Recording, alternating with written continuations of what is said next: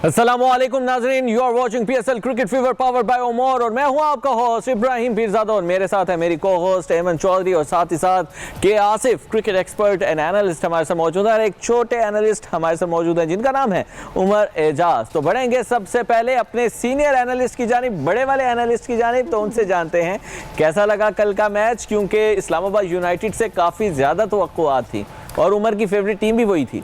बिल्कुल आप ठीक कह रहे हैं। और आपने जब जाते हुए मुझसे लास्ट पूछा था तो मैंने कहा था कि अगर मुल्तान सुल्तान्स के मिडिल ऑर्डर अच्छा खेला और उनके फास्ट बॉलर्स ने गलतियां ना की तो फिर पेशावर ज़ल्मी जो है वो खड़ाक कर सकती है। तो फिर आपने देखा कि पेशावर ज़ल्मी का खड़ाक जो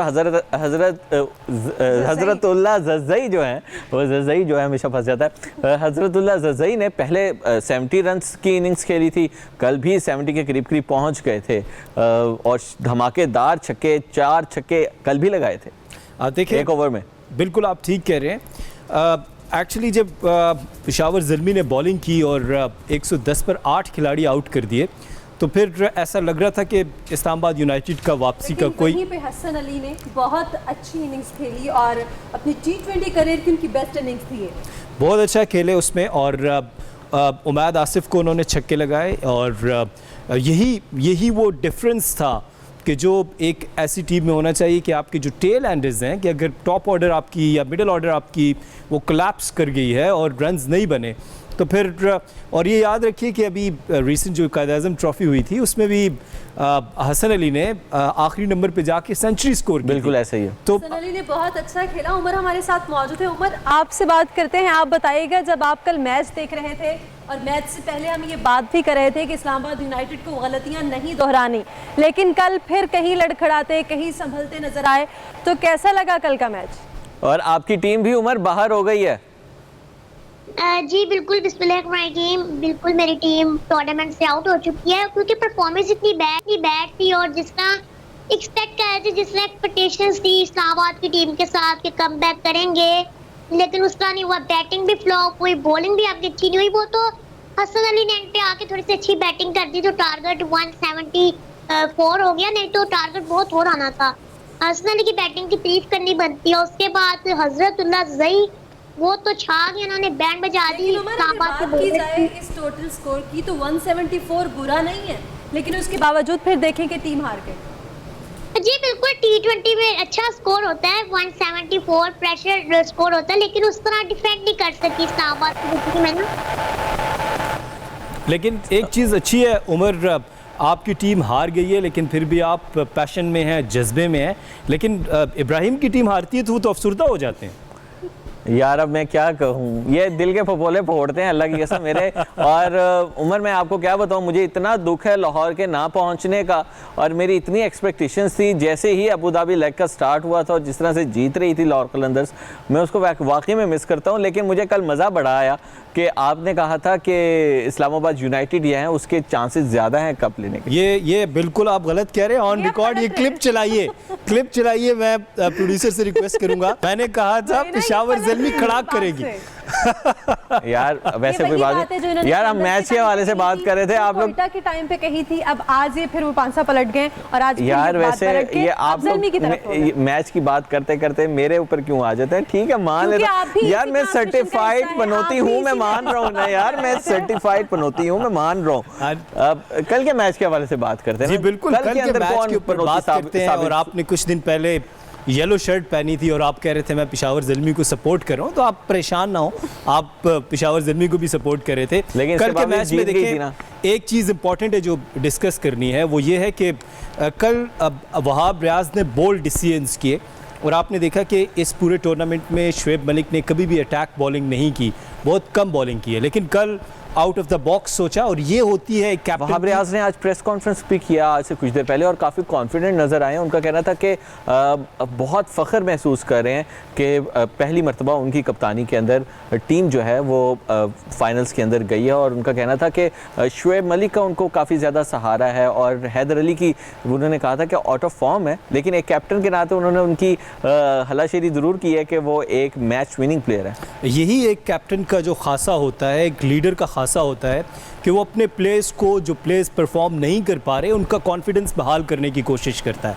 और कल देखें, मैं जिस तरह कह रहा था कि उन्होंने पहला ही ओवर शुएब मलिक से करवाया, तो जो बैटिंग करने वाली टीम थी उसके ऊपर ज़रूर प्रेशर होगा कि ये किस स्ट्रेटजी से आ रहे हैं, कोई फास्ट बॉलर नहीं ला रहे, क्योंकि दोनों लेफ्ट हैंडेड बैट्समैन थे, कोलिन मुनरो और उस्मान ख्वाजा। और उस्मान ख्वाजा जो है वो अनलकी रहे, रन आउट हो गए। और उसके बाद फिर बहुत अच्छी बॉलिंग की उनके सारे बॉलर्स ने। और आपने देखा होगा कि वहाब रियाज ने और इरफान की बॉलिंग के अंदर जो निखार पैदा हुआ है, ख़ास तौर पर फ्रेंचाइज क्रिकेट के अंदर, उसकी तारीफ़ करनी पड़ेगी। कल उन्होंने बहुत अच्छी बॉलिंग की और किसी भी तरीके से उन्होंने कोलिन मुनरो को खुलकर खेलने का मौका नहीं दिया। गो कि कोलिन मुनरो बहुत अच्छा खेले दूसरे फास्ट बॉलर्स को। और कल अमाद बट को भी खिलाया पेशावर ज़ल्मी ने। और इस अबू धाबी लग में पहली दफ़ा वो हमें एक्शन में नज़र आए।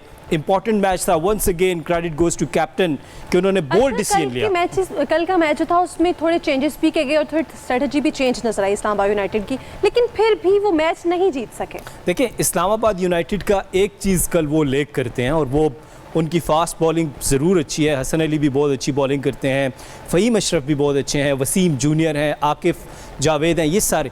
लेकिन एक चीज़ अगर आप देखें तो वो जो पेशावर ज़ल्मी को जो ज़्यादा क्रेडिट जाता है वो उनके जो फास्ट बॉलर हैं उनकी पेस थोड़ी सी ज़्यादा है। जब आप 135 से 140 के दरमियान बॉल करते हैं और अच्छी लेंथ पे बॉल करते हैं तो बैट्समैन के लिए प्रॉब्लम होती है, वो खुल के शॉट्स नहीं खेल पाते। अच्छा, वजह क्या थी कि एकदम ही परफॉर्मेंस ड्रॉप हो गई? वही इस्लामाबाद यूनाइटेड है जो बड़े बड़े मार्जिन से जीती भी आई है। देखिए, इस्लामाबाद यूनाइटेड की जो गलतियां ये सवाल आपसे भी पूछ रहे हैं। हमारे साथ उमर भी मौजूद है, तो उमर की जानिब भी बढ़ना चाहिए। उमर, क्या वजह है यार कि इतना अच्छा परफॉर्म करी थी वही खिलाड़ी, वही उसी कॉम्बिनेशन के अंदर जो है वो मैदान के अंदर उतर रही थी, लेकिन फिर भी एकदम से फ्लॉप हो जाती है, बॉलिंग साइड सबको वीक नजर आना शुरू हो जाती है? जी बिल्कुल, बॉलिंग काफी बैड नजर आई है इस्लामाबाद यूनाइटेड की। और ये जो 2 मैचेस लूज किए हैं पहले इस्लामाबाद की टीम ने, उससे इनके ऊपर बहुत ज्यादा प्रेशर था। और इन जो मैचेस होते हैं जिसमें एलिमिनेटर होता है उसमें बहुत प्रेशर होता है। इस्लामाबाद की टीम से प्रेशर कंट्रोल नहीं हुआ और अटैकिंग क्रिकेट खेली है पेशावर ज़ल्मी की टीम ने। और मुबारकबाद, उन्होंने क्वालिफाई कर लिया है पेशावर ज़ल्मी की टीम ने फाइनल के लिए। अब बॉलर्स में हमें इतनी अच्छी बॉलिंग हमें देखने को मिली। हसन अली ने इतनी बॉलिंग भी की, रन्स पड़े। अगर हमें अर्ली ऑन विकेट्स मिल जाती तो चाहे इस्लामाबाद मैच जीत सकता है, क्योंकि टारगेट काफी अच्छा था। हसन अली ने भी अपनी T20 सीरीज की अच्छी इनिंग्स खेली, लेकिन हजरतुल्लाह ज़रज़ई कंसिस्टेंसी के साथ कंटिन्यूटी दिखाते हुए अच्छा परफॉर्म कर गए हैं। और उम्मीद ये की जा रही है कि वो फाइनल में भी इसी तरह ही ज़ोर से छक्के लगाएंगे। एक ओवर में 4 छक्के लगा रहे हैं। आसिफ, क्या कहेंगे? बात हो रही थी जॉय मोमेंट्स दिखाने से पहले कि क्या वजूहात हैं। वही इस्लामाबाद यूनाइटेड है जो बड़े मार्जिन के साथ जीती हुई हमें दिखाई दे रही थी, आज उसकी बॉलिंग जो है वो लैग कर रही है। देखें, इस पे ये है कि इस्लामाबाद यूनाइटेड की परफॉर्मेंस तो 19-20 हो गई, लेकिन आप क्रेडिट देंगे बाकी जो टीम्स हैं उन्होंने अपनी गलतियों के ऊपर काम किया। मुल्तान सुल्तान्स ने अपनी गलतियों के ऊपर काम किया। पेशावर ज़ल्मी ने देखा कि वो कहाँ पे लेक कर रहे हैं और उसको फिर उन्होंने ओवरकम किया और इस्लामाबाद यूनाइटेड के लिए मुश्किलात खड़ी कर दी। जिस तरह हमने देखा था प्लेऑफ के पहले मैच में, जिस तरह मुल्तान सुल्तान्स खेले इस्लामाबाद यूनाइटेड के अगेंस्ट, और फिर अब एलिमिनेटर 2 में हमने देखा कि पेशावर ज़ल्मी ने कमाल क्रिकेट खेली। और हजरतुल्लाह ज़रज़ई के बारे में मैं सिर्फ एक चीज़ कहूँगा कि कल इनके बारे में ये भी लिखा गया कुछ क्रिकेटर्स ने कि क्या उन्होंने अच्छी बैटिंग की या बॉलर्स ने बुरी बॉलिंग की। ये एक क्वेश्चन है, क्योंकि जो स्ट्रॉन्ग एरिया है हजरतुल्लाह ज़रज़ई का, वो आपको पता है कि वो ऑन साइड पे बहुत अच्छा खेलते हैं। कल वो स्ट्रगल भी कर रहे थे, कई दफ़ा वो बीट हुए उस शॉट के चक्कर में। उनको आउटसाइड द ऑफ स्टंप जो डिलीवरी कर रहे थे फ़हीम अशरफ कर रहे थे या हसन कर रहे थे, तो वो उस पर स्ट्रगल कर रहे थे। उनको उनकी बैटिंग से ज़्यादा क्रेडिट जाता है जोनाथन वेल्स को, जिस तरह से उन्होंने अपनी इनिंग्स बिल्ड की और शॉर्ट सिंगल्स लिए। T20 के अंदर जब आप with in the circle singles करते हैं तो आप अपनी अपोजिशन के ऊपर प्रेशर लेकर आते हैं, और जब सिंगल्स बन रहे होते हैं, विकेट नहीं मिल रही होती, तो बॉलर डिस्टर्ब होता है, और डिस्टर्ब होने के बाद वो लूज डिलीवरी करता है और उसका फिर बैट्समैन भरपूर फ़ायदा उठाते हैं। सो जोनाथन वेल्स की जो इनिंग्स थी वो बहुत कमाल थी। उन्होंने बिल्कुल जो है वो मेरिट के ऊपर क्रिकेट खेली। उनको इस चीज़ का अंदाज़ा था कि मेरा ट्रैक के ऊपर खड़ा होना बहुत ज़रूरी है, और इतनी रिस्पॉन्सिबल इनिंग्स खेली कि वो फिर आखिर तक मैच को ले गए और मैच जितवा कर फिर वो ग्राउंड से बाहर गए। तो ये खासा है ऑस्ट्रेलियन क्रिकेटर का कि वो रिस्पॉन्सिबिलिटी लेते हैं, और रिस्पॉन्सिबिलिटी का फिर यही मुजाहरा होता है कि जितना बड़ा मैच होगा आपकी जिम्मेदारी उतनी ज़्यादा बढ़ती है। तो जोनाथन वेल्स की जो इनिंग्स थी उसने संभाला दिया हज़रतुल्लाह ज़ज़ई को भी, और फिर ज़ज़ई को मौका मिला कि वो लंबी शॉट्स खेलें, बड़ी शॉट्स खेलें, और उनको फिर जो स्लॉग में बॉल मिलती है जो उनको उसको फिर वो मिड विकेट के ऊपर खेलते हैं। और शानदार तरीके से गोके शादाब ने कोशिश की कि ऑन साइड को पैक करके जो है वो उसको उनको आउट करने की कोशिश करें, लेकिन कल किस्मत ने भी साथ दिया ज़ज़ई का, और फिर जब किस्मत साथ दे रही होती है तो फिर बॉलर्स की भी तमाम पॉलिसीज़ जो हैं वो नाकाम होती नज़र आती हैं। बॉलर्स की पॉलिसीज जो हैं वो तमाम जो मनसूबाबंदी है वो भी नाकाम होते हुए नजर आती है। तबसरों का और बाकी चीज़ों का सिलसिला भी जारी है। You are watching PSL cricket fever powered by Omore. हमें लेनी है यहाँ पे एक छोटी सी ब्रेक, हाजिर होते हैं एक ब्रेक पर।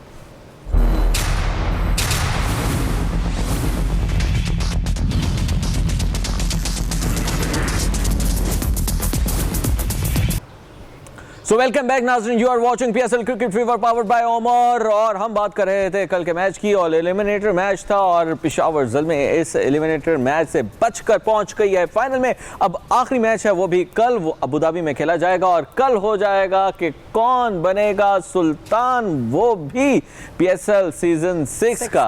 और हमारे साथ मौजूद हैं इब्राहिम, उनसे बात कर लेते हैं, उनसे पूछ लेते हैं उनकी टीम और कौन सी है। वैसे तो उनकी जानिब से कहा गया था कि इस्लामाबाद यूनाइटेड उनकी फेवरेट टीम है, लेकिन मुझे उमर की एक बात बहुत अच्छी लगी कि उमर इस चीज़ को एक्सेप्ट करते हैं कि और मुझे उमर की एक चीज़ अपने टीम में गलतियां थी, और उमर और मुझ में एक चीज़ कॉमन भी लगी कि हमारी दोनों की टीमें बाहर हो गई हैं। उमर आप बताओ। उमर ये बताइएगा कि कल जब आप मैच देख रहे थे, इस्लामाबाद यूनाइटेड खेल रहा था और वो वैसे परफॉर्म नहीं कर पा रहा था जैसे आप सोच रहे थे कि वो परफॉर्म करेंगे, तो आप क्या समझ रहे थे कि कल कौन सा ऐसा खिलाड़ी है जिसने ज्यादा गलतियां की? जी, सबसे पहले तो मैं कहूँगा कि फील्डिंग इस्लामाबाद यूनाइटेड कितनी अच्छी नहीं थी, और बॉलर्स ने अच्छा डिलीवर नहीं करके दिखाया, अर्ली ऑन विकेट्स नहीं मिली, और हज़रतुल्लाह ज़ई जब छक्का मारते हैं तो it's like on the sound of the gun, it's like sound of the gun. और उन्होंने ज़बरदस्त बैटिंग की हज़रतुल्लाह ज़ई ने, और मैंने पहले भी कहा था कि उनकी जो विकेट है वो की विकेट है, इंपॉर्टेंट विकेट है, लेकिन उन्होंने इनकी पिटाई कर दी बॉलर्स की, तो फिर मैच कैसे जीतते? बिल्कुल, मैच कैसे जीते।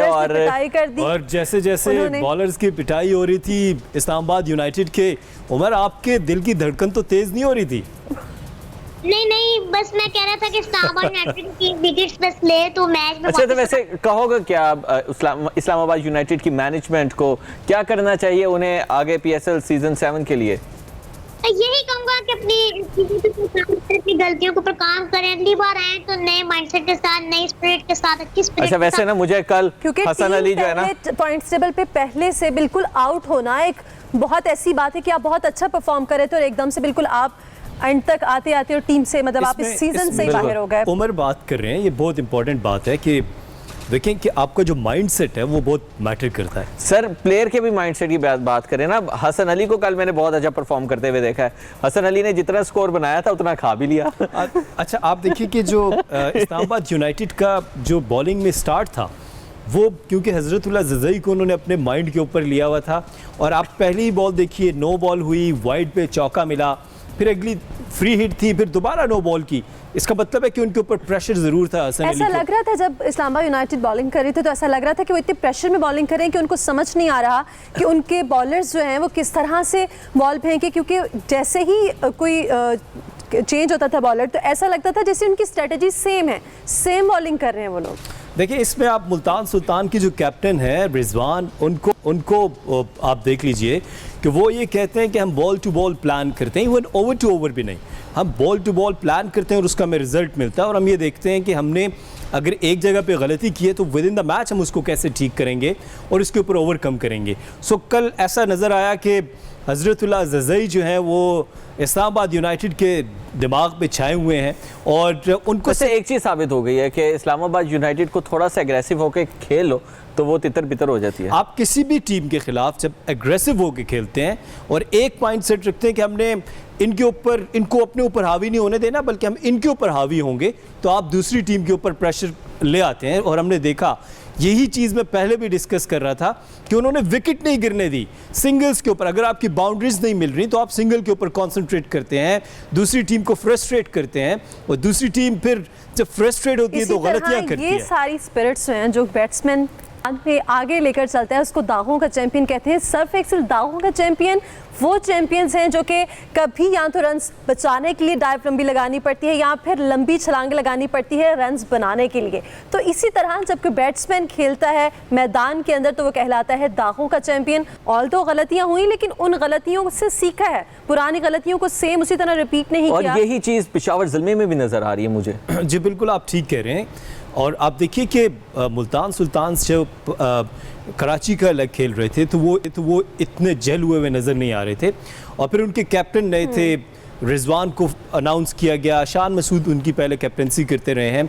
तो आप शान मसूद को ही देख लीजिए कि उन्होंने पिछले 3 मैचेस में बहुत अच्छा परफॉर्म किया, वो एक अलहदा ही टच में नज़र आ रहे हैं। इसी तरह सुहेब मकसूद जो है वो अपनी फॉर्म को कैरी करें, जो नेशनल T20 में उनकी फॉर्म थी उसको उन्होंने कैरी किया, उसका बहुत फ़ायदा हुआ, और सुहेल तनवीर फॉर्म में वापस आए। यहीं पे मैं बात करना चाहूँगी, जैसे कि अगर हम बात करें सुहेब मकसूद की परफॉर्मेंस की तो वो बहुत अच्छा खेल रहे हैं। आपको नहीं लगता कि उन्हें T20 टीम में शामिल करना चाहिए था? T20 स्क्वाड जो अनाउंस किया गया है उसमें क्योंकि वो नहीं है शामिल, तो आपको नहीं लगता कि उनकी परफॉर्मेंस इस काबिल है कि उन्हें शामिल करना चाहिए था? अब इस वक्त मुझे वो शेर याद आ रहा है कि हर शाख पे उल्लू बैठा है, अंजाम गुलिस्तां क्या होगा। पीसीबी के अंदर जो और जी आपने पीसीबी की बात की है, मिसबाहुल हक ने परसों प्रेस कॉन्फ्रेंस की थी और उनसे पूछा गया था इस बारे में, तो उन्होंने इशारा कर दिया आसिफ अली की तरफ और इस्लामाबाद यूनाइटेड के बाकी बैट्समैन हैं, 2 बैट्समैन हैं, उनके ऊपर इशारा कर दिया कि जनाब उनको जब इंटरनेशनल लेवल के ऊपर लेके जाते हैं तो वो तब परफॉर्म नहीं करते। अब जो हम PSL से सेलेक्ट तो कर लेते हैं लेकिन उनका जो इंटरनेशनल लेवल के ऊपर जो क्रिकेट का मेयार है, जो माइंडसेट है, वो बिल्कुल मुख्तलिफ होता है, वहाँ पर जाकर परफॉर्म नहीं कर सकते। देखिए, मिसबाहुल हक जब से कोच बने हैं तो उनकी बहुत सी कंट्रोवर्शियल स्टेटमेंट सामने आती हैं और वो अपनी ही स्टेटमेंट की कई जगह पे नफ़ी करते हुए नज़र आते हैं। ऐसा ही मामला उस्मान कादिर के बारे में हुआ था जब हम श्रीलंका से T20 सीरीज़ हार गए, लाहौर में 3-0 हार गए, तो उनसे क्वेश्चन किया गया कि आप नया लेग स्पिनर क्यों नहीं लाते। उन्होंने कहा आप नाम लीजिए। उन्होंने, एक जर्नलिस्ट ने कहा जी उस्मान कादिर, तो उन्होंने कहा उस्मान कादिर वो तो ऑस्ट्रेलिया में क्रिकेट खेल रहे हैं, मुझे नहीं पता वो पाकिस्तान में खेल रहे हैं नहीं। लेकिन फिर आपने देखा कुछ अर्से बाद जब टीम अनाउंस हुई उसमें उस्मान कादिर शामिल थे। तो और उनसे पूछा जाए कि आसिफ अली को चांस किसने दिए बार बार। सो आप ही थे ना चीफ सिलेक्टर भी, मिसबाहुल हक थे ना, आपने चांस दिए, आपने आजम खान के बारे में उनका कहना था, आजिम और हफीज़ का फिर उन्होंने कंपैरिजन भी किया। आजिम के बारे में उन्होंने कहा कि जी उनके जो लास्ट PSL गुजरा था उसमें स्कोर्स बहुत अच्छे थे, लास्ट ईयर बहुत अच्छा परफॉर्म किया था, और हफीज़ जो है वो लास्ट ईयर परफॉर्म नहीं कर सके थे। इस तरह से मुझे ऐसा लगता है कि मैं पर्सनली मिसबाहुल हक से डिसएग्री करूँगा, और मिसबाहुल हक ने यहाँ पर इंटेलेक्चुअली हमें धोखा देने की कोशिश की है कि आज़म खान की अगर फैक्ट्स एंड फिगर आप स्टैट्स उठा कर देख लीजिए, सुहेब मकसूद के स्टैट्स ज़्यादा अच्छे हैं जिस तरह से एमन बात कर रही हैं।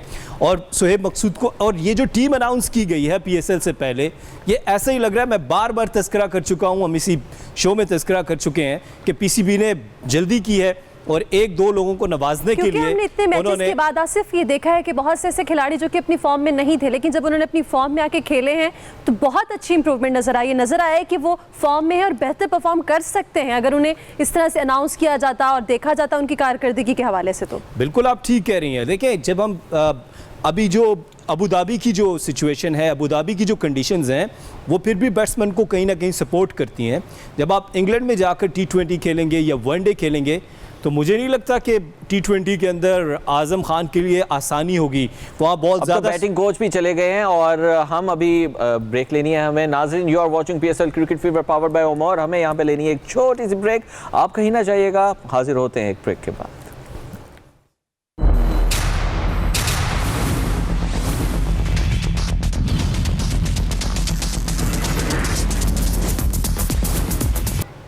वेलकम बैक नाज़रीन, you are watching PSL cricket fever powered by Omar और हम बात कर रहे थे पाकिस्तान की बैटिंग कैसे अब चलेगी। बैटिंग कोच ही चले गए। वैसे पहले कब चलती थी? बाबर आजम और रिजवान के अलावा कौन चलता था बैटिंग में?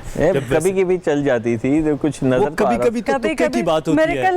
आपको आज देखिए, इंपॉर्टेंट चीज़ ये है कि आज ICC ने टेस्ट रैंकिंग जारी की है और अफसोस की बात यह है कि पाकिस्तान का एक भी प्लेयर टॉप 10 में नहीं है। ये हमारे लिए लम्हा फिक्रिया है कि नया क्रिकेट बोर्ड जो बड़े बड़े दावे कर रहा है, नए सिस्टम लाने की बात कर रहा है। पिछले 3 साल से पाकिस्तान में क्लब क्रिकेट ख़त्म हुई हुई है और डोमेस्टिक क्रिकेट का जो है वो आपको पता है कि जब यहाँ पर उन्होंने डिपार्टमेंट्स को ख़त्म किया, कई क्रिकेटर्स बेरोज़गार हो गए। मैं ज़ाती तौर पर जानता हूँ, कोई फूड पार्ना पे काम कर रहा है, कोई क्रीम चला रहा है, उनके रोज़गार चले गए।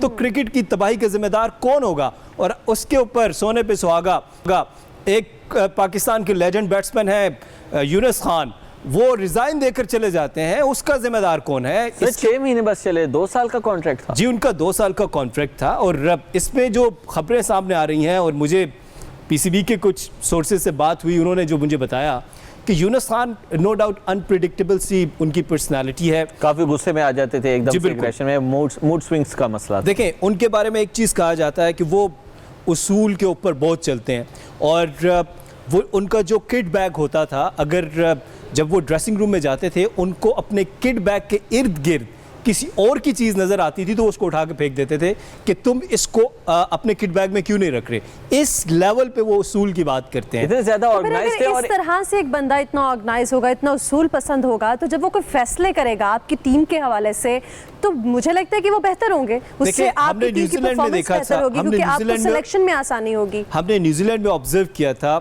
कि बैटिंग कोच यूनुस खान जो है, उस वक्त के बैटिंग कोच अलहदा बैठे नज़र आते थे और उनके हाथ में पेन और रजिस्टर होता था और वो कुछ लिख रहे होते थे। ऑफ कोर्स ये अब इंटरनेशनली ये प्रैक्टिस है कि कोचेस जो हैं वो लिखते हैं, गलतियों को लिखते हैं, बाद में उनको एड्रेस करते हैं। स्ट्रेटजीज बनाने में इस चीज़ में हेल्प हो जाती है। एग्जैक्ट। अच्छा, एक मैं जिस चीज़ से इख्तलाफ करता हूँ PCB की जानिब से, यार world cup T20 world cup के चैम्पियन है, कैप्टेंसी उनकी थी, लेकिन उस तरह से पजीराई नहीं दी जा रही, जो इसकी क्या वजह? ये पाकिस्तान में ये मसला है और ख़ास तौर पर क्रिकेट बोर्ड में आप देख लीजिए।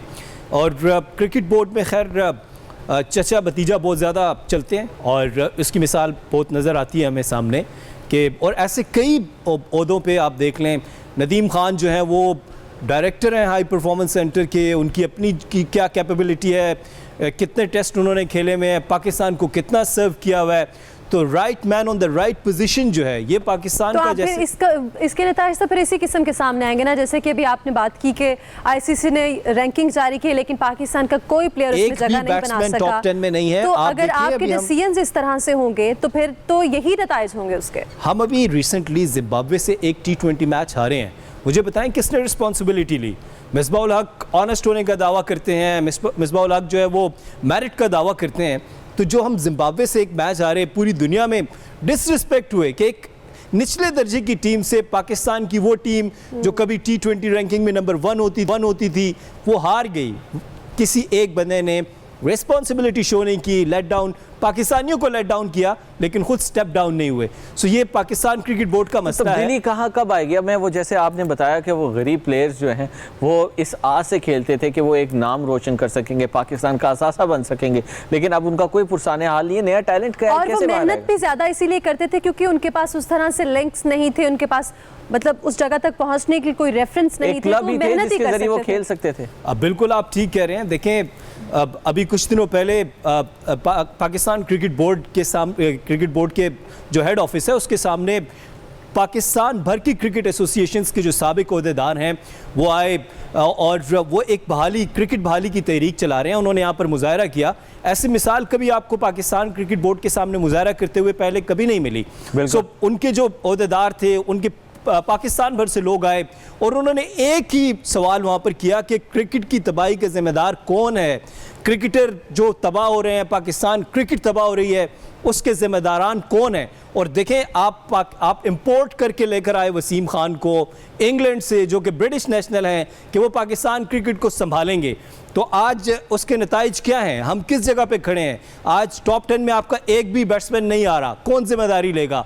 ये इसका मतलब है कि सिस्टम कोलैप्स हुआ है। और पीएसएल को कोई प्रायोरिटी नहीं दे रहा, साउथ अफ्रीकन प्लेयर्स जो थे वो वापस चले गए हैं। अब ये सारी चीजें देखिए ना कि अबू धाबी ने आपको वीजे जारी करने में कितना टाइम लगाया, पूरी दुनिया में आपकी जग हंसाई हो रही थी, क्योंकि मुझे लगता है कि वो कैलिबर आप खो चुके हैं।